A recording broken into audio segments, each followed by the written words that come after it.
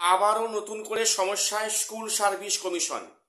এবারে vacancy list নিয়ে দেখো, ভ্যাকান্সি লিস্ট নিয়ে অনেক আগের থেকেই কাটাছাড়া হচ্ছিল। তো সেখানে ভ্যাকান্সি লিস্ট নিয়ে কি সমস্যা হচ্ছে, সেখানে ক্যান্ডিডেটরা কাউন্সেলিংয়ে পরে স্কুলে যাচ্ছে স্কুল দেখতে।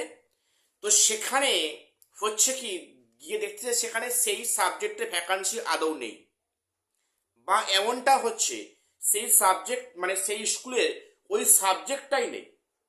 আবার এমনটা ঘটনা ঘটছে যে সেই সাবজেক্টে ভ্যাকান্সি আছে কিন্তু সেই স্কুলের নাম লিস্টে শো করছে না।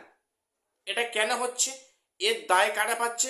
এই দায় নিচ্ছে ক্যান্ডিডেটরা। দেখো, তোমরা জানো যে ডিআই অফিস থেকে তথ্যগুলো স্কুল থেকে নেওয়া হয়, সেগুলো পাঠায় স্কুল শিক্ষা দপ্তর, সেখান থেকে পাঠায় এসএসসি। এগুলো পাঠিয়েছে অনেক দিন আগে থেকে, সেগুলো অনেক রিভিউ করা হয়েছে, ক্রস চেক করা হয়েছে, তারপরেও কিন্তু দেখছে যে এখনো সমস্যা কিন্তু কন্টিনিউ হচ্ছে। এটা 2016 এই প্রক্রিয়া শুরু হয়েছিল এবং সমস্যা আসলে দেখো, সেজন্য কিন্তু গতকাল কমিশন তার ওয়েবসাইটে নতুন ভ্যাকান্সি লিস্ট প্রকাশ করেছে। ভাবতে পারছো, ঠিক কাউন্সেলিংয়ের মানে আগে কিংবা পরের মুহূর্তে। তো সেখানে অনেক স্কুলের নাম অ্যাড হয়েছে।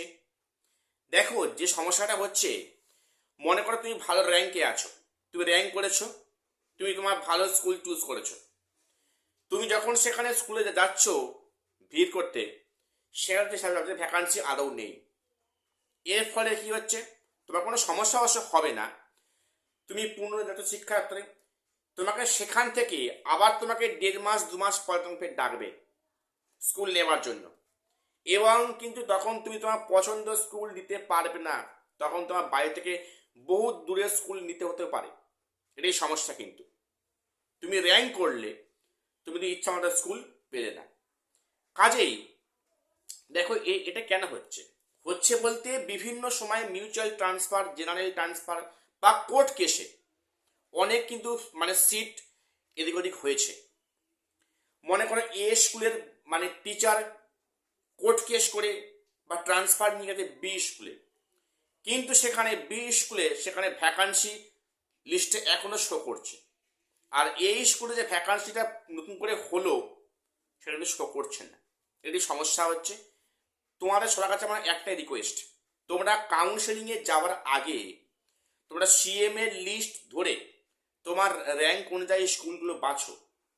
তোমরা সেই স্কুলে ফিজিক্যালি ঘুরে এসো, দেখে আসো যে সেই স্কুলে আদৌ ভ্যাকান্সি আছে কিনা, বা আদৌ সাবজেক্টটা আছে কিনা, দেখে আসো। কিন্তু তোমরা তারপরে কাউন্সেলিংয়ে গিয়ে তোমরা স্কুল চুজ করো।